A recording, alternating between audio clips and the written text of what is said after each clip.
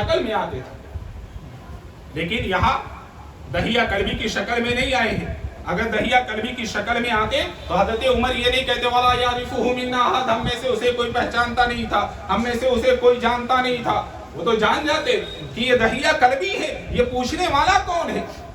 میرے بھائیوں، اور جن اور شیطان کے بارے میں صحیح بخاری کو بہت مشہور حدیث ہے کہ آقا صلی اللہ علیہ وسلم نے حضرت ابو ہریرہ کو زکوٰۃ کا مال رمضان کے مہینے میں حفاظت کے لیے متعین کر دیا تھا۔ ایک چور آتا ہے، وہ کون تھا؟ وہ شیطان تھا، جو انسانی شکل میں آتا ہے، اپنے تھیلے میں اور جھولے میں اور بوری میں زکوٰۃ کے مال کو، جس کی حفاظت کی ذمہ داری ابو ہریرہ کو ہے، ان کے سامنے وہ مال بھرنے لگتا ہے۔ ابو ہریرہ پکڑ لیتے ہیں پیچھے سے، وہ منت و سماجت کرنے لگتا ہے، چھوٹے چھوٹے بچوں کی دہائی دینے لگتا ہے، وہ رونے لگتا ہے، کہتا ہے چھوڑ دو، حاجت مجھے یہاں لے آئی، ضرورت مجھے یہاں لے کر کے آئی ہے۔ ابو ہریرہ کہتے ہیں میں تو انسان تھا، میرے دل میں رحم آ گیا، واقعی یہ ضرورت مند ہوگا، میں نے چھوڑ دیا۔ اس نے وعدہ کیا کہ میں نہیں آؤں گا۔ صبح ہوتی ہے، آقا کے پاس آتا ہوں، اللہ کے رسول بیتی رات میں ایسا ایسا واقعہ پیش آیا۔ آج صلی اللہ علیہ وسلم نے فرمایا ابو ہریرہ وہ جھوٹا تھا، وہ دوبارہ آئے گا۔ ابو ہریرہ فرماتے ہیں کہنے والی ذات آقا صلی اللہ علیہ وسلم کی تھی، مجھے یقین تھا، میں پوری رات جاگتا رہا، وہ دوبارہ پھر آ گیا اور پھر لپ بھر بھر کر کے اپنے تھیلے میں بھرنے لگا۔ پھر پکڑا تو کہتا نہیں آؤں گا، پھر آ گیا، ضرورت کھینچ کر کے لائی ہے، مجھے رحم آ گیا، میں نے چھوڑ دیا۔ اس نے وعدہ کیا نہیں آؤں گا، الغرض 3 دفعہ آیا اور اس نے آیت الکرسی اللہ لا الہ الا هو الحی القیوم کہا۔ ابو ہریرہ رات میں پڑھ لو، پوری رات شیطان کے شر سے محفوظ ہے۔ میرے بھائیوں، مہر آس اصل لگائی، وہ ہے جھوٹا لیکن اس نے سچ کہا۔ جو آیت الکرسی کو رات میں پڑھتا ہے وہ شیطان کے شر سے اللہ کی طرف سے ایک فرشتہ متعین ہو جاتا ہے، اس کی حفاظت کے لیے شیطان کے شر سے وہ محفوظ رہتا ہے پوری رات۔ لیکن سچ کی مہر کس نے لگائی؟ آقا صلی اللہ علیہ وسلم۔ تو میرے بھائیوں، ایسے صحیح مسلم کی حدیث آقا صلی اللہ علیہ وسلم نے فرمایا گھر میں سانپ نکل آئے نہ مارا کرو، جب تک 3 دفعہ نہ کہو کوئی اور مخلوق ہو تو چلی جاؤ، کوئی اور ہو تو یہاں سے چلے جاؤ، کوئی اور ہو 3 دفعہ نہ جائے، وہ سانپ ہے اسے مار سکتے ہو، ورنہ اگر وہ چلا گیا ہوا بن گیا تو سمجھ لو وہ کیا ہے؟ شیطان۔ یہ صحیح مسلم کی حدیث۔ میرے بھائیوں، اللہ نے ہم انسانوں کو یہ پاور نہیں دیا کہ ہم چاہے جو روپ دھار لیں، جس شکل میں چاہے ہم آ جائیں۔ اگر یہ پاور اللہ نے ہمیں دے دیا ہوتا تو اس پاور کا غلط استعمال سب سے پہلے کون کرتا؟ آج کل کی بہویں کرتی، ساس کے خلاف سانپ بن کر کے ساسی کو ڈس لیتی، نہ رہے باس نہ بجے بانسری۔ لیکن اللہ نے ہم انسانوں کو، ہم گنہگاروں کو یہ پاور نہیں دیا ہے۔ بہرحال حضرت جبریل علیہ السلام وہ آنے والے تھے، میں نے پہلے ہی واضح کر دیا، آگے آپ صلی اللہ علیہ وسلم نے خود ہی بتایا۔ حتی جلس الی النبی صلی اللہ علیہ وسلم، وہ بیٹھ گیا نبی صلی اللہ علیہ وسلم کے پاس، فاسند رکبتیہ الی رکبتیہ، اس نے اپنے دونوں گھٹنوں کو نبی اکرم صلی اللہ علیہ وسلم کے گھٹنوں سے ملا دیا، ووضع کفیہ علی فخذیہ، اور اس نے اپنے دونوں ہاتھوں کو آپ صلی اللہ علیہ وسلم کی ران مبارک پر رکھ کر کے وقال، اور کہا یا محمد، اے محمد صلی اللہ علیہ وسلم، اخبرنی عن الاسلام، مجھے بتائیں اسلام کیا ہے، اسلام کسے کہتے ہیں، اسلام کس چیز کا نام ہے؟ آپ صلی اللہ علیہ وسلم نے فرمایا او آنے والے، او پوچھنے والے، اسلام کے بارے میں تو جان لے اسلام کیا ہے۔ الاسلام ان تشہد ان لا الہ الا اللہ وان رسول اللہ، تو جان لے کہ اسلام یہ ہے کہ تو گواہی دے کہ اللہ کے علاوہ کوئی عبادت کے لائق ہے، سب سے پہلے۔ اور ظاہر سی بات ہے ہم مسلمان بننا چاہتے ہیں، یہ کلمہ ہمارے لیے فرض ہے، پڑھنا ضروری ہے۔ آپ صلی اللہ علیہ وسلم نے بھی فرمایا الاسلام ان تشہد ان لا الہ الا اللہ، یہ کہ تو گواہی دے کہ اللہ کے سوا کوئی عبادت کے لائق ہے، کوئی بھی نہیں۔ عبادت کی جتنی بھی قسمیں ہو سکتی ہیں، میرے بھائیوں میں بتاؤں، اگر آپ نے یہ کلمہ پڑھ لیا، اب آپ رب ہی کی عبادت کریں گے اور کسی کی بندگی اور عبادت نہیں کر سکتے۔ آج ہم یہ سمجھتے ہیں نماز پڑھ لیا اللہ کی عبادت ہو گئی، روزہ رکھ لیا اللہ کی عبادت ہو گئی، زکات دے دی اللہ کی عبادت ہو گئی، حج کر لیا اللہ کی عبادت ہو گئی؟ نہیں، عبادت کا مفہوم بڑا ہی وسیع اور بڑا ہی کشادہ ہے۔ نظر بھی عبادت ہے۔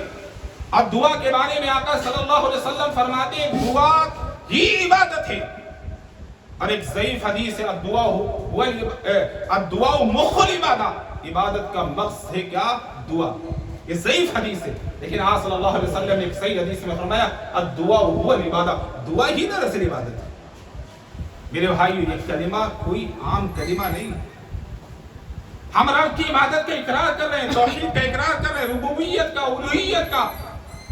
اب ہم پابند ہو گئے کہ اللہ کی عبادت میں کسی کو شریک نہیں کر سکتے۔ شرک بہت بڑا گناہ ہے، اور اتنا بڑا گناہ ہے کہ اللہ فرماتے ہیں انہ من یشرک باللہ فقد حرم اللہ علیہ الجنہ، جو اللہ کے ساتھ کسی غیر کو شریک ٹھہراتا ہے میں نے اس کے اوپر جنت کو حرام کر دیا ہے، وَمَأْوَاهُ النَّارُ، اور اس کا ٹھکانہ جہنم ہے، وَمَا لِلظَّالِمِينَ مِنْ أَنصَارٍ، یہ مشرک اتنے بڑے ظالم ہیں ان کا کوئی مددگار، کوئی مدد کرنے والا نہیں۔ آج دنیا کا جو منظر نامہ ہے، دنیا کی جو حالات ہے، آج ہمارے اوپر ذلت و خواری کے بادل منڈلاتے ہیں اور جوتے برستے، کیوں؟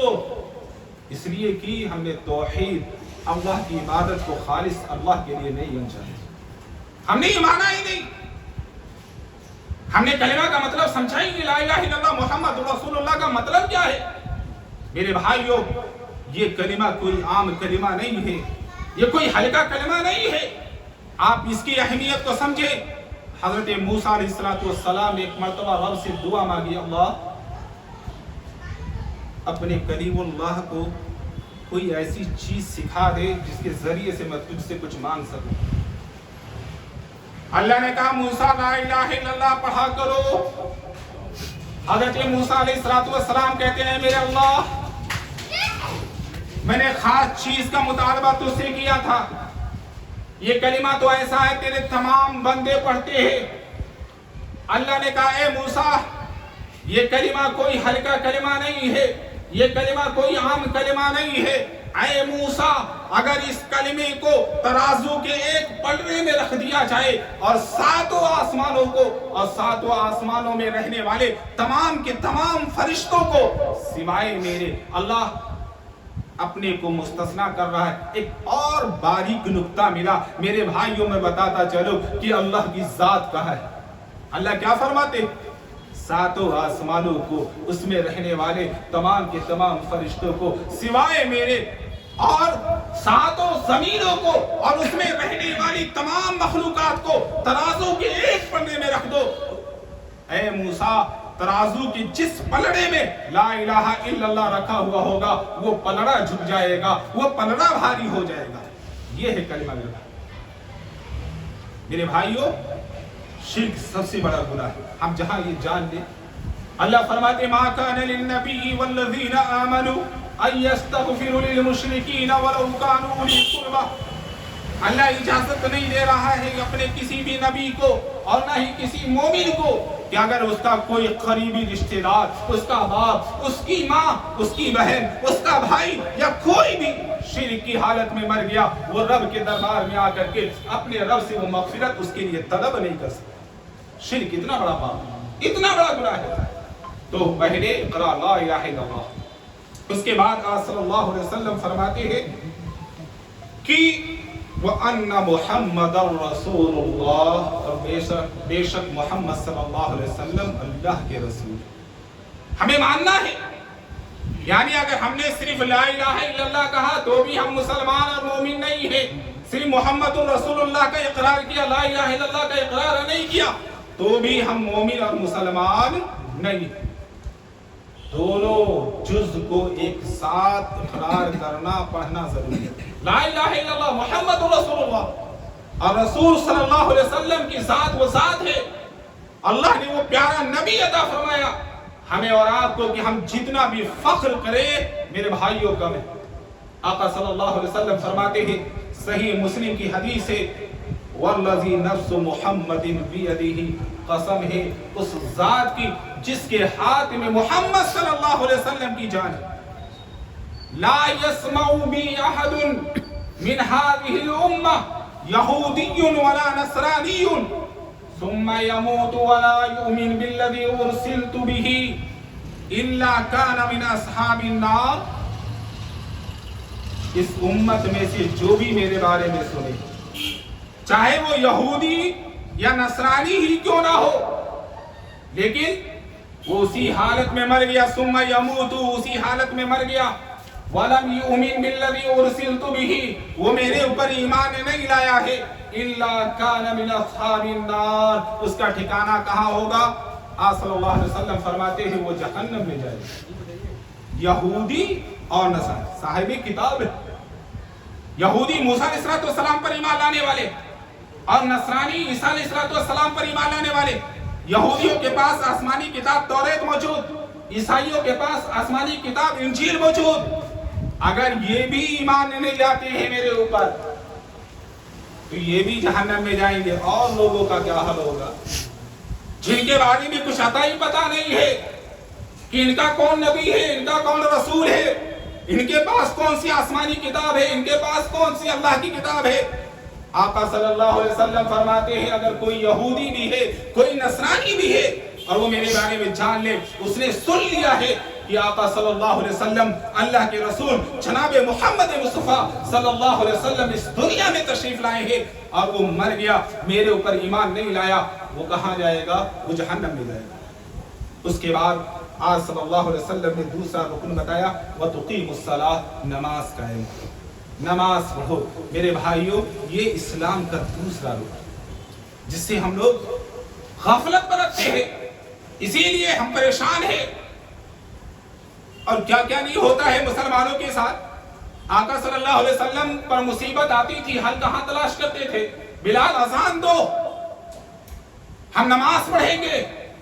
और नमाज के बारे में आका सल्लल्लाहु अलैहि वसल्लम फरमाते हैं नमाज मेरी आंखों की ठंडक है। और बारहा हमने सुना होगा, सबसे पहले अल्लाह पूछे, जन्नती पूछेंगे जहन्नमी से किस चीज ने तुम्हें जहन्नम में डाला है? वो क्या कहेंगे? लम नकु मिनल मुसल्लीन, हम नमाज नहीं पढ़ते। पहला गुनाह हम नमाज नहीं पढ़ते थे। ये इस्लाम का मेरे भाइयों दूसरा रुकन। हमने कलमे का इकरार किया, नमाज हमारे ऊपर फर्ज हो गई, कोई चारा ही नहीं है। अब एक सवाल हो सकता है, मौलाना साहब कब तक हम नमाज पढ़े? जवाब यही है, जब तक जान है तब तक आपको नमाज पढ़नी है। नमाज किसी भी सूरत में माफ नहीं है। आका सल्लल्लाहु अलैहि वसल्लम मर्जुल मौत में मुब्तला है। आका सल्लल्लाहु अलैहि वसल्लम की जुबान से आखिरी लफ्ज हजरत अनस फरमाते हैं, जो अदा हुआ अस्सलाह अस्सलाह। दुनिया से आज सल्लल्लाहु अलैहि वसल्लम रुखसत हो रहे, फिक्र किसकी है? नमाज की। तो वह तुकीमुस्सलाह व तुअतीउज़ ज़कात, साहिब निसाब हो गए, 52.5 तोला चांदी है, 7.5 तोला सोना है, हौलाने हौल हो गया है, साल भर गुजर चुका है, ज़कात साल में एक मरतबा हमारे ऊपर फर्ज हुआ। व तसूम रमज़ान, तो रमज़ान के रोजे रख, व तहुज्जुल बैत, और बैतुल्लाह का हज कर। ये अरकान इस्लाम, ये पांचों रुकन है इस्लाम के। हम जाने अपने बच्चों के बारे, बच्चों को भी बताए। आज जो हमारी बच्चियां मुर्तद हो रही है, क्यों? कॉन्वेंट में पढ़ाते हैं, लेकिन इतनी तौफीक नहीं होती है किसी आलिम को बुला लाए, किसी हाफिज को बुला लाए और दीन की मबादियात हम अपने बच्चों को, बच्चियों को सिखवाएं कि बेटा इस्लाम क्या है, जान लो। कलमे का इकरार, नमाज को कायम करना, ज़कात देना, रमजान के रोजे रखना, हज करना, यही इस्लाम है। उसके बाद उसने दूसरा सवाल किया कि अल्लाह के रसूल सल्लल्लाहु अलैहि वसल्लम, आप मुझे बताएं मन ईमान, ईमान क्या है? इस्लाम हम जान गए, अभी ईमान क्या है? आज सल्लल्लाहु अलैहि वसल्लम ने फरमाया अंतु उमीना बिल्लाह, ये कि तू एक अल्लाह पर ईमान ले आए, एक अल्लाह पर। और उसकी तशरीह मैं कर चुका हूँ, वक्त बहुत ही मुख्तसर है। अल्लाह पर ईमान लाने का क्या मतलब है? हम माने अल्लाह एक है, वही इबादत का मुस्तहिक है, उसी ने हमको पैदा किया है, वही हमारा खालिक है, मालिक है, और इबादत को हम अल्लाह ही के लिए बजा रहे हैं। यही है ना अल्लाह पर ईमान लाना। अंतु उमिना बिल्लाह व मलाइकतिही اور اللہ کے فرشتوں پر تم ایمان لاؤ، اس کے فرشتوں پر، ان فرشتوں پر بھی ایمان لایا جائے جن کا نام کتاب و سنت میں موجود ہے۔ 6 فرشتوں کے نام ملتے ہیں کتاب و سنت میں، جبرائیل، میکائیل، اسرافیل، مالک اور منکر اور نکیر۔ منکر نکیر کو تو سبھی جانتے ہیں، مرنے کے بعد ان سے سابقہ ہوگا۔ ان فرشتوں پر ہمارا ایمان ہو۔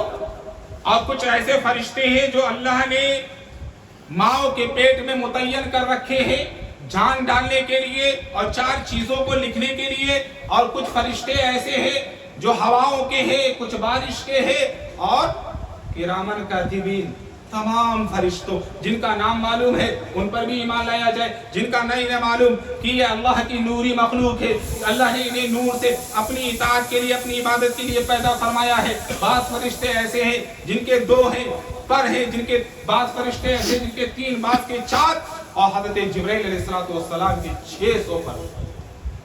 تعداد کتنی ہے اللہ کے علاوہ کسی کو نہیں معلوم کہ ان کی تعداد کتنی ہے۔ صرف 2 حدیثیں میں بیان کر کے مختصراً آپ تعداد کا اندازہ نہیں کر سکتے۔ جس طرح دنیا میں خانہ کعبہ اللہ نے بنایا، بیت اللہ اللہ کا گھر ہے، ہم اس کا طواف کرتے ہیں، حاجی جاتے ہیں اس کا طواف کرتے ہیں، عمرہ کرنے والے جاتے ہیں طواف کرتے ہیں، اسی کے اوپر 7ویں آسمان پر بھی اللہ نے فرشتوں کے لیے بھی ایک گھر بنا رکھا ہے جسے بیت معمور کہتے ہیں۔ اب پتہ ہے ایک دم سدھائی پر آقا صلی اللہ علیہ وسلم فرماتے ہیں بیت معمور اگر دنیا میں گر گیا تو خانہ کعبہ کی چھت پر آ کے گرے گا، اور اس گھر کا 70,000 فرشتے روز چکر لگاتے ہیں، اور ایک مرتبہ جو چکر لگا لیتا ہے زندگی میں پھر اس کی کبھی باری نہیں لگتی۔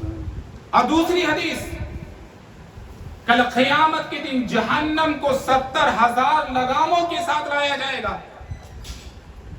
کتنی لگامیں ہوں گی جہنم کی؟ 70,000 لگامیں۔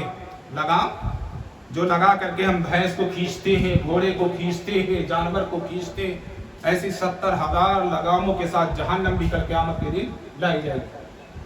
آقا صلی اللہ علیہ وسلم فرماتے ہیں جہنم کی ایک لگام کو 70,000 فرشتے پکڑ کر گھسیٹ رہے ہوں گے۔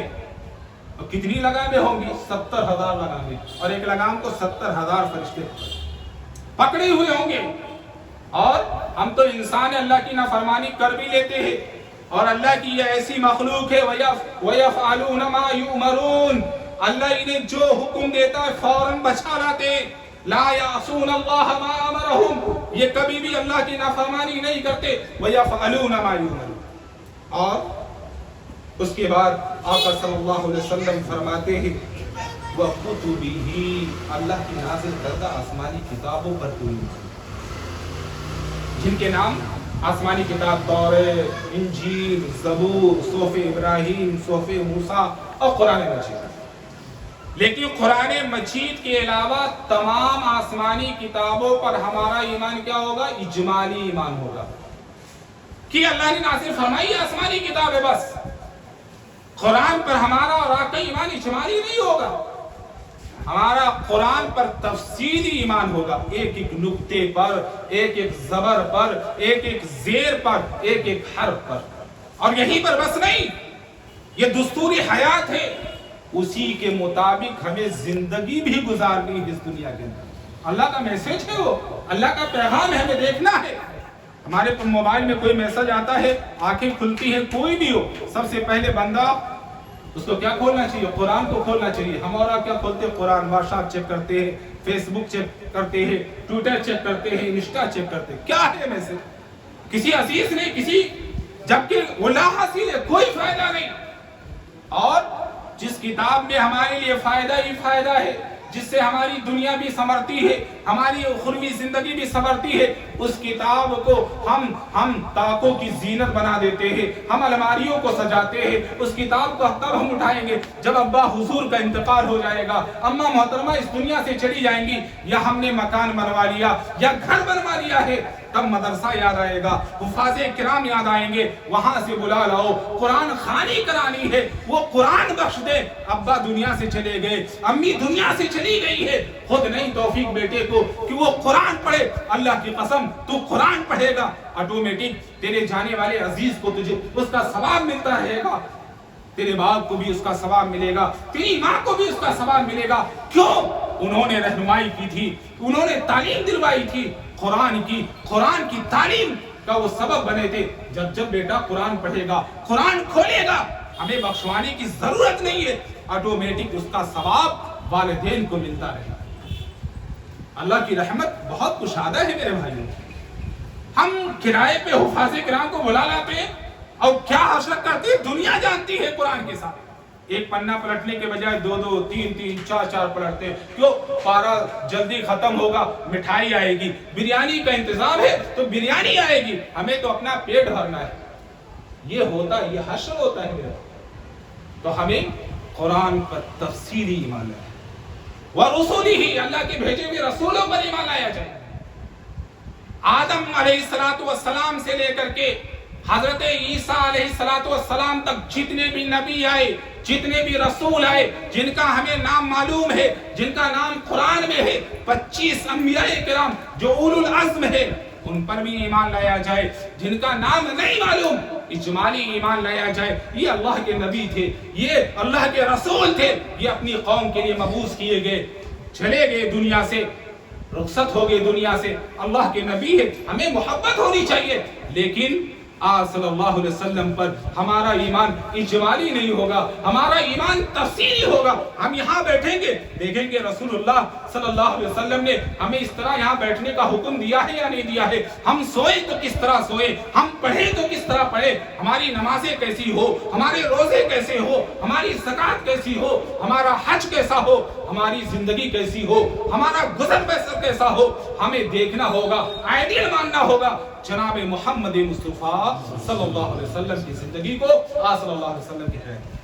ہم اپنی مرضی سے اٹھ نہیں سکتے، ہم اپنی مرضی سے بیٹھ نہیں سکتے ہیں، ہم جس طرح چاہے نماز پڑھ لیں ایسا ممکن نہیں ہے، ہم جس طرح چاہے روزہ رکھ لیں ایسا ممکن نہیں ہے۔ ہمیں دیکھنا ہوگا یہ نماز رسول اللہ صلی اللہ علیہ وسلم نے کس طرح پڑھی ہے، ظہر میں کتنی رکعتیں پڑھی ہے، کیفیت نماز کیا ہے، نبی کا طریقہ کیا تھا نماز پڑھنے کا، روزہ آپ نے کس طرح رکھا ہے، یہ ساری چیزیں ہمیں آقا صلی اللہ علیہ وسلم نے تو کوئی تشنا نہیں چھوڑا۔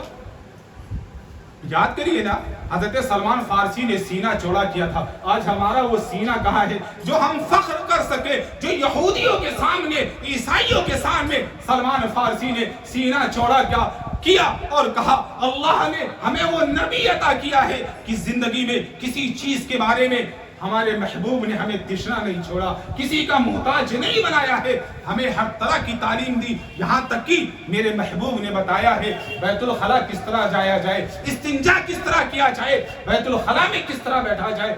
اس سے بھی ہمیں آقا صلی اللہ علیہ وسلم نے تشنا دیا۔ اور قوموں کو دیکھ معلوم نہیں ہے بیت الخلاء میں کیسے جایا جائے، بیت الخلاء کرنے کا طریقہ کیا ہے، پیشاب کرنے کا طریقہ کیا ہے، چین کھولا، پینٹ اتاری، کھڑے ہو گئے، کہاں کھڑے ہیں انہیں نہیں معلوم۔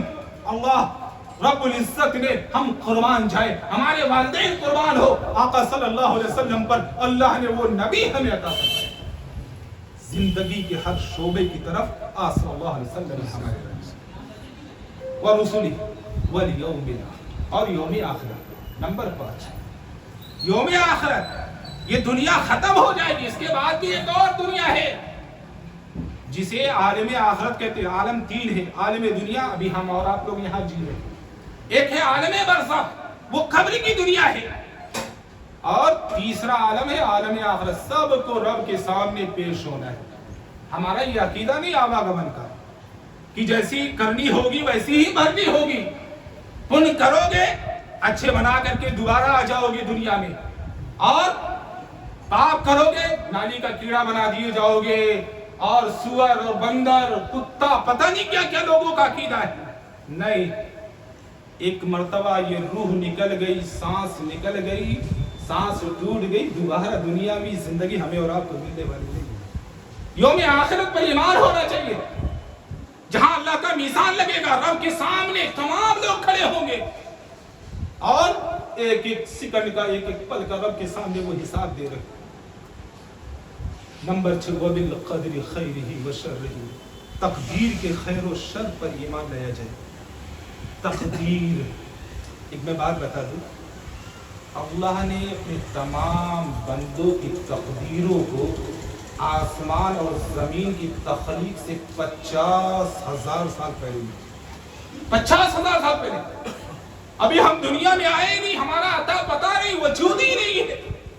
اللہ نے لکھ دیا یہ بدبخت ہوگا, یہ نیک بخت ہوگا, یہ مسلمان ہوگا یا غیر مسلم ہوگا, یہ مشرک ہوگا یا کیا ہوگا, یہ جنتی ہوگا یا سب کچھ, یہاں تک کہ بدبختی, نیک بختی, پاگل پن ہونا, ہوشیار ہونا, ساری چیزیں اللہ نے لوح محفوظ میں لکھ دی ہے. ہماری اور آپ کی کتاب میں تفصیل میں لکھ دی ہے. اللہ نے قلم کو پیدا کیا, قلم سے کہا اکتب, تو لکھ. قلم نے کہا ماذا اکتب یا ربی, اے اللہ میں کیا لکھوں؟ اللہ نے کہا اکتب القدر الخلائق, تو تمام مخلوق کی تقدیروں کو لکھتا چلا جائے. تمام مخلوق کی تقدیروں کو لکھنے کے بعد رفعت الاقلام, قلم اٹھا لیے گئے, وجفت الصحف, صحیفے خشک ہو گئے, یعنی مہر لگ گئی ہے. اب اس میں نہ کوئی اضافہ ہوگا نہ اس میں کوئی کمی ہوگی. جن قلموں سے اللہ نے بندوں کی تقدیروں کو لکھا تھا, آقا صلی اللہ علیہ وسلم فرماتے ہیں, ترمذی کی حدیث ہے, عبداللہ بن عباس اپنے چچیرے بھائی کو نصیحت کرتے ہوئے, رفعت الاقلام, قلم اٹھا لیا گیا. تو ہمارا تقدیر پہ ایمان ہونا چاہیے. اب ایک سوال, ویسے تقدیر پر بحث نہیں کرنی چاہیے. بھائی ہم نماز نہیں پڑھتے ہیں, آدمی بہت دھڑلے سے کہہ دیتا ہماری تقدیر میں یہی لکھا ہوا ہے. ہم نے چوری کی, چوری کیوں کی تم نے؟ تقدیر میں لکھا تھا اس لیے چوری کر لی.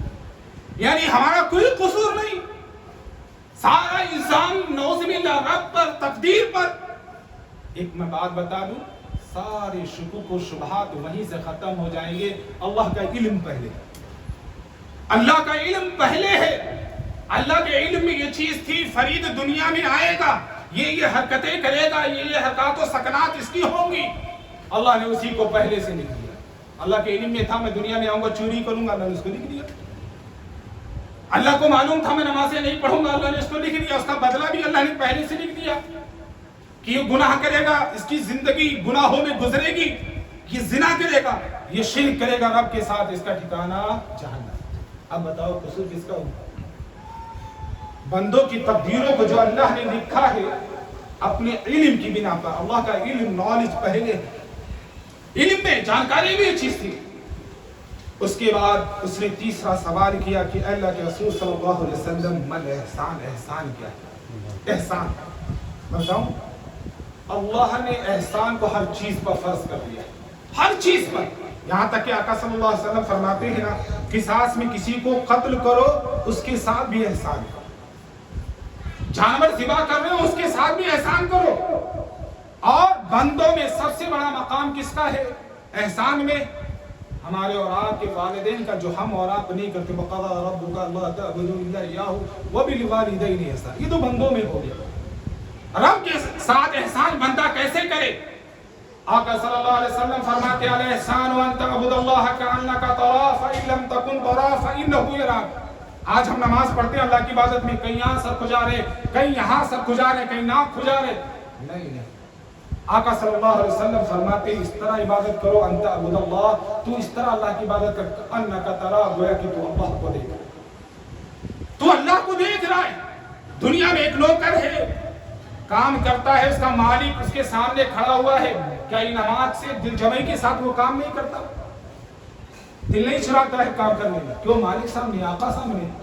اور آقاؤں کا آقا. الاحسان وان تعبد اللہ کأنک تراہ, فائدہ یہ ہوگا کہ عبادت میں دل جمعی کے ساتھ بندہ عبادت کو انجام دے. فإن لم تکن تراہ فإنہ یراک. اگر یہ تصور نہیں, یہ خیال نہیں کہ تو رب کو دیکھ رہا ہے, تو یہ تصور ضرور ہو کہ اللہ تجھے دیکھ رہا ہے. اس کے بعد اس نے پوچھا کہ اللہ کے رسول صلی اللہ علیہ وسلم, اخبرنی عن الساعۃ, مجھے بتا دو قیامت کب آئے گی, قیامت کب آئے گی؟ آن صلی اللہ علیہ وسلم نے فرمایا من مسئول عنہا بعالم من السائل, جس سے قیامت کے آنے کے بارے میں سوال کیا جا رہا ہے وہ سائل سے زیادہ نہیں جانتا. سائل سے زیادہ نہیں جانتا مطلب تمہیں بھی نہیں پتا ہے قیامت کب آئے گی, مجھے بھی نہیں معلوم ہے قیامت کب آئے گی, تمہیں بھی نہیں پتا. بعض لوگ اس کا ترجمہ غلط کرتے ہیں کہ جس سے قیامت کے آنے کے بارے میں سوال ہوگا، یعنی میں محمد صلی اللہ علیہ وسلم، اس سے سوال کرنے والا زیادہ جانتا ہے۔ فرشتے کا علم آپ صلی اللہ علیہ وسلم سے زیادہ نہیں ہو سکتا۔ کہا جس سے پوچھا جا رہا اس سے زیادہ سائل بھی نہیں جانتا، یعنی پوچھنے والا بھی نہیں جانتا۔ ہاں آپ صلی اللہ علیہ وسلم نے حدیث کے اندر بتایا ہے قیامت کس دن آئے گی، جمعہ کے دن، جمعہ کے دن، لیکن یہ نہیں پتا وہ کون سے سال کا جمعہ ہوگا، وہ کس مہینے کا جمعہ ہوگا، وہ کون سی تاریخ ہوگی جمعہ کی دن، یہ نہیں۔ آج صلی اللہ علیہ وسلم نے فرمایا جس دن سورج طلوع ہوتا ہے تمام دنوں میں سب سے بہتر افضل دن جمعہ کا دن، اسی دن حضرت آدم علیہ السلام پیدا ہوئے، اسی دن حضرت آدم علیہ السلام کو اللہ نے جنت میں داخل کیا، اسی دن جنت سے نکالے گئے، اسی دن اللہ رب العزت نے جنت پر آدم علیہ السلام کی توبہ کو قبول فرمایا، اور جمعہ ہی کے دن قیامت آئے گی۔ جس دن جمعہ کے دن سورج طلوع ہوتا ہے، ہم انسانوں اور جناتوں کے علاوہ ہم اتنے بے خوف ہو گئے، اللہ کی جتنی بھی مخلوق ہیں آقا صلی اللہ علیہ وسلم فرماتے سب ڈرے ہوئے ہوتے، سہمے ہوئے ہوتے، کہیں آج جمعہ کا دن نہ آ جائے، آج قیامت نہ آ جائے۔ جمعہ کا دن تو ہے ہی ہے، قیامت نہ آ جائے، لیکن ہم اتنا بے خوف ہو گئے۔ یعنی اس کا تعلق کس سے ہے؟ علم غیب سے۔ آپ صلی اللہ علیہ وسلم کو ایک مسئلہ یہاں پر یہ بھی معلوم ہوا، آپ صلی اللہ علیہ وسلم کو غیب کا علم ہے۔ ہمارے یار ہمارے بھائی آپ صلی اللہ علیہ وسلم پر الزام لگاتے کہ آپ کو علم غیب۔ میرے بھائیو اگر علم غیب ہوتا تو آپ بتا نہیں دیتے قیامت کب آئے گی؟ جیسے آپ نے اسلام کے بارے میں بتایا، ایمان کے بارے میں بتایا، اسلام کے بارے میں بتایا کہ آپ صلی اللہ علیہ وسلم مخفی رکھتے، پوشیدہ رکھتے، آپ دین کو چھپا لیتے، علم کو چھپا لیتے۔ آپ نے کہا مجھے نہیں پتا قیامت کب آئے گی بھائی، ان اللہ عندہ علم الساعہ۔ قرآن تو چیخ چیخ کے کہتا ہے کہ قیامت کب آئے گی، اس کا علم تمہارے رب کے پاس اور کسی کے پاس نہیں۔ تو اس نے کہا اللہ کے رسول صلی اللہ علیہ وسلم اچھا نشانی بتا دیجئے، جب یہ نشانیاں پائی جانے لگے تو ہم سمجھ لیں کہ قیامت آنے والی ہے۔ تو اس حدیث کے اندر آپ صلی اللہ علیہ وسلم نے دو نشانیاں بتائی، اور یہ دونوں نشانیاں ظاہر ہو چکی ہیں۔ آپ صلی اللہ علیہ وسلم نے فرمایا ان تلد الامۃ ربتہا، جب لونڈی اپنی مالکن کو جننے لگے، اور حافظ ابن حجر رحمۃ اللہ علیہ نے اس کی تشریح کی ہے، جب اولاد والدین کی نافرمانیاں کرنے لگے، کیا وہ دور آنے کی؟ والدین کو بھی لگتا ہے ہم نے اپنا بیٹا یا اپنی اولاد کو پیدا نہیں کیا، لگتا ہے مالک کو پیدا کرے۔ ایسی حکومت اولادیں کرتی ہیں والدین پر، ان کو جھڑکنا، ان کو مارنا، ان کو ستانا۔